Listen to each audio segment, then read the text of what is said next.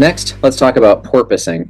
Now, this one may sound a little bit funny. The definition of it really is just kind of like it sounds. So, picture driving over a road with bumps or dips, like a bridge abutment.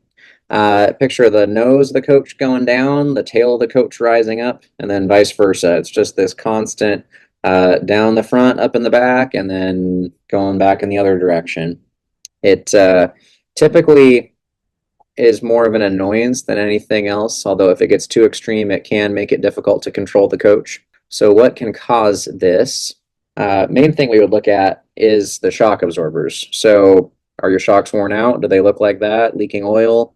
Or are they just inadequate for the job? They may look fine, but still be just not strong enough. Independent front suspension diesel pushers are a particularly difficult application for shocks, and porpoising is common on these coaches. It just can be difficult to provide the control of that low speed movement while not making the ride too harsh, and a lot of times you end up with coaches that do tend to have that porpoising motion.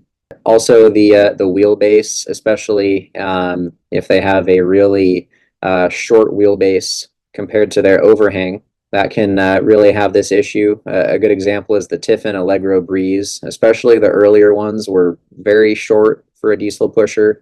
They had a lot of issues with porpoising. Also, want to look at your weight distribution. So if you've got a poor front to rear weight distribution ratio, again, at least a third of the total weight on the front, no more than 2/3 on the back axle, or put another way, at least a 1-to-2 ratio of front axle weight divided by your rear axle weight. Also want to look at your ride height. So if you've got an air ride coach and your ride height is set incorrect, then it can lead to porpoising as well. So it really differs from one coach to another, the proper way to measure your ride height. A lot of times it's best to do this at a shop because they'll also have access to the correct spec for the ride height on the coach. But if you're dealing with this issue, especially if it's something that has not been a problem before, it could be that your ride height has gotten out of adjustment.